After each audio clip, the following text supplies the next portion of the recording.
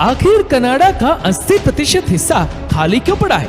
आपको ये जानकर हैरानी होगी कि कनाडा की जनसंख्या उतनी ज्यादा नहीं है जितनी आपको लगती होगी। असल में कनाडा की जनसंख्या बहुत ही कम, यानी कि लगभग 3.80 करोड़। आपको बता दें कि क्षेत्रफल के मामले में कनाडा इस पृथ्वी की सेकंड बिगेस्ट कंट्री है। कनाडा का क्षेत्रफल 9.98 मिलियन वर्ग किलोमीटर है। मतलब कनाडा का टोटल एरिया इसे दुनिया का दूसरा सबसे बड़ा देश बनाता है। अगर इसका केवल लैंड एरिया भी देखा जाए तो भी ये दुनिया का चौथा सबसे बड़ा देश है, मगर फिर भी वहां की जनसंख्या इतनी कम क्यों है? जनसंख्या में तो ये 37वें स्थान पर आता है। दुनिया की कुल जनसंख्या का केवल 5% हिस्सा ही कनाडा में रहता है। आपको बता दें कि कनाडा का लगभग 80% हिस्सा खाली पड़ा हुआ है। उस हिस्से में कोई रहता ही नहीं है। आज इस वीडियो में हम आपको बताएंगे कि क्यों कनाडा का इतना ज्यादा हिस्सा खाली पड़ा हुआ है। ऐसा क्या है उस हिस्से में कि लोग वहां रहते ही नहीं है, और ऐसा क्या है बाकी के हिस्से में कि वहीं पर लोग इतना ज्यादा जाकर बसना पसंद कर रहे हैं। दोस्तों, कनाडा एक बेहद ही ठंडा देश है। आपको बता दें कि कनाडा के कुछ हिस्से इतने ज्यादा ठंडे हैं कि वहां कोई भी इंसान सही सलामत टिक ही नहीं सकता।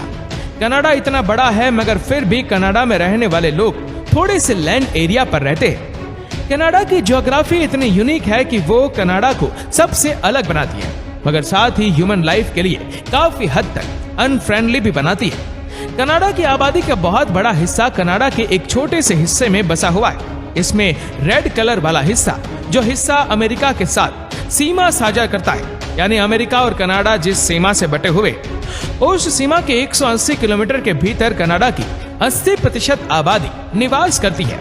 और इस रेखा का नाम 49वीं पैरालाइन लाइन है। ये रेखा दुनिया की सबसे बड़ी रेखा है, जिसकी लंबाई 8,891 किलोमीटर है। कनाडा 7 भौगोलिक क्षेत्रों से बटा हुआ है: the Canadian Shield, the Interior Plains, the Great Lakes St, Lawrence Lowlands, the Appalachian Region, the Western Cordillera, Hudson Bay Lowlands and the Arctic Archipelago. यहाँ पर दोस्तों कनाडा प्रशांत महासागर से अपने पश्चिमी तट पर पूर्व में अटलांटिक महासागर तक फैला हुआ है, जिससे साफ पता चलता है कि कनाडा कितना विशाल है। कनाडा 3 महासागरों से घिरा हुआ है। प्रशांत महासागर और अटलांटिक महासागर के साथ ही आर्कटिक महासागर से भी जुड़ा हुआ है। इसीलिए यहाँ भी मौसम में गर्माहट होने का तो सवाल ही पैदा नहीं होता। कनाडा की कोस्ट लाइन की लंबाई 2,02,080 किलोमीटर है। कनाडा में जितना नॉर्थ की तरफ यानी जितना उत्तर दिशा में जाएंगे, उतने ही ठंड, चट्टाने और बर्फीली सराउंडिंग्स मिलेंगी, क्योंकि ये रहने के लिए बिल्कुल भी सूटेबल नहीं है। साउथ ईस्ट से साउथ वेस्ट तक ज्यादा लिवेबल एनवायरनमेंट है। वहाँ जियोग्राफिकल डाइवर्सिटी है। हरी भरी घाटियों से लेकर ड्राई वैलीज तक सैंडी डिजर्ट और कहीं कहीं मैदानी इलाके भी है जो इंसानों के रहने लायक भी है। बात करें कनाडा के वेस्ट की, तो ये पैसिफिक ओशन से लगता है। यहाँ का पहाड़ी हिस्सा बिल्कुल पैसिफिक ओशन के एज से मिलता है। यहाँ से दूर जब पूर्व की तरफ बढ़ते हैं तो चट्टानी पहाड़ वाला हिस्सा आ जाता है, जहाँ से ब्रिटिश कोलंबिया का बॉर्डर लगता है। यहाँ ग्रीन फॉरेस्ट और वाइल्ड लाइफ है, जिसके लिए कनाडा जाना जाता है। यही वो हिस्सा है जहाँ की नेचुरल ब्यूटी के लिए कनाडा पूरे विश्व में मशहूर है। इससे आगे जब पूर्व की तरफ बढ़ते हैं तो वहाँ छोटे वार्म और ड्राई प्लेसेस है। इस क्षेत्र का नाम ऑकनागन है। यहाँ माउंटेन और डेजर्ट पाए जाते हैं। यहाँ का क्लाइमेट फल सब्जियां उगाने, फसलें उगाने और जरूरी खेती के लिए परफेक्ट है। उसके बाद का हिस्सा कैनेडियन प्रायरी के नाम से जाना जाता है, जिसमें अल्बर्टा, सस्क्वेचुआन और मनीटोबा के प्रोविंस शामिल है। यहाँ खुले और समतल मैदान है और ये जगह खेती के लायक भी है। ये जगह कैनेडियन एग्रीकल्चर का बेस है। सबसे ज्यादा खेती कनाडा में यहाँ पर होती है। उसके बाद आता है सेंट्रल कनाडा, जहाँ पर कनाडा के सबसे ज्यादा पॉपुलेटेड एरियाज है, ओंटारियो और क्यूबेक। यहाँ पर कनाडा की ज्यादातर आबादी बसती है। इन दोनों ही जगहों पर हजारों लेक्स है और कई रिवर्स है, इसलिए यहाँ का मौसम भी ठंडा ही रहता है। और इन दोनों जगहों की सबसे ज्यादा पॉपुलेशन रहती है ग्रेट लेक्स और सेंट लॉरेंस लॉलैंड में। यहाँ की फार्मलैंड भी फर्टाइल है और सेंट लॉरेंस रिवर भी बहती है, जो सीधा अटलांटिक ओशन तक जाती है। आगे चलकर अटलांटिक प्रोविंस से शुरू हो जाते हैं। कनाडा का एक्सट्रीम नॉर्थ इलाका सबसे खतरनाक है। किसी इंसान के जीवित रहने के लिए यहाँ ट्रैकिंग करने की किसी की हिम्मत भी नहीं होती। यहाँ पर पॉलर बियर्स, सील्स, मार्वेल्स जैसे खास तरह के एनिमल्स भी पाए जाते हैं। दोस्तों, कनाडा का 60% से भी ज्यादा हिस्सा ओंटारियो और क्यूबेक में ही रहता है।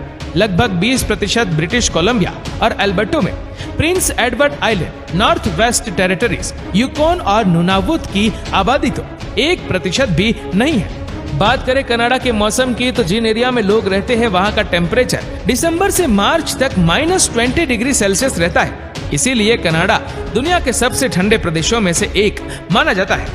कनाडा में कुल 31,752 लेक्स है, तो मौसम का ठंडा होना तो जाहिर सी बात है। दुनिया में जितनी भी नेचुरल लेक्स है उनमें से 50% केवल कनाडा में ही है। कनाडा के लगभग 9% हिस्से में लेक्स ही है। Heavy snowfall, ice winds, slippery और फ्रोजन स्ट्रिप्स, ये सब यहाँ आम बात है। नॉर्दर्न कनाडा के बारे में बताया जाता है कि यहाँ 24 घंटे सनलाइट देखी जा सकती है। बहुत कम देर के लिए आसमान में थोड़ा बहुत अंधेरा होता है। जिन जगहों पर लोग रहते हैं वो जगह ज्यादा ठंडी नहीं है, लेकिन कनाडा का जो एरिया खाली है वह इतना ठंडा है कि कुछ मिनटों में इंसान पर बर्फ जाम जाए। दोस्तों, ओंटारियो मोस्ट पॉपुलेटेड तो है ही, साथ ही लार्जेस्ट मैन्युफैक्चरिंग प्रोविंस भी है और क्यूबेक कनाडा का लार्जेस्ट एरोस्पेस इक्विपमेंट प्रोड्यूसर है। इसके बाद एडमंटन को ऑयल कैपिटल ऑफ कनाडा बोला जाता है। ये जगह पेट्रोलियम, कोल प्रोडक्ट और मशीनरी मैन्युफैक्चरिंग के लिए जानी जाती है। फूड प्रोसेसिंग, वुड प्रोसेसिंग और इलेक्ट्रॉनिक मैन्युफैक्चरिंग के लिए वैनकूवर बहुत फेमस है। ये ब्रिटिश कोलंबिया में, यहाँ पर फॉरेस्ट प्रोडक्ट की भी मैन्युफैक्चरिंग बहुत ज्यादा होती है। शिप रिपेयर और डीप सी एक्सप्लोरेशन के लिए भी ब्रिटिश कोलंबिया जाना जाता है। जब ज्यादा पॉपुलेशन यहाँ है, इंडस्ट्रीज यहाँ है, तो जाहिर है हायर एजुकेशन सेक्टर भी इन्हीं जगहों पर होंगे।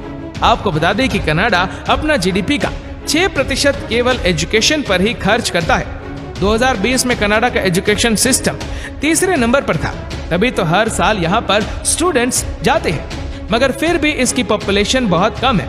अब क्यों इतनी कम है वह तो हमने आपको बता ही दिया है। कनाडा के नॉर्थ का तो ज्यादातर एरिया ऐसा ही है जहाँ नाम मात्र की खेती भी नहीं की जा सकती। वह एरिया ह्यूमन पॉपुलेशन को बिल्कुल भी सपोर्ट नहीं करता है। तो दोस्तों, उम्मीद करते हैं कि ये वीडियो आपको पसंद आई होगी। आपको ये वीडियो कैसी लगी नीचे कमेंट करके जरूर बताएगा, और अगर आपको वीडियो अच्छा लगा हो तो इस वीडियो को लाइक करिएगा, शेयर करिएगा ज्यादा से ज्यादा लोगों तक, और ऐसी ही और भी रोचक जानकारियों के लिए सब्सक्राइब करें हमारे यूट्यूब चैनल को और फेसबुक पर फॉलो करें हमारे पेज को। धन्यवाद। और अगर तुम लोग नए हो तो सब्सक्राइब करो, वो जो लाल वाला बटन है उस पर फूट फेंक के मारो या फिर मोमबत्ती, मुझे नहीं पता, बस क्लिक हो जाना चाहिए।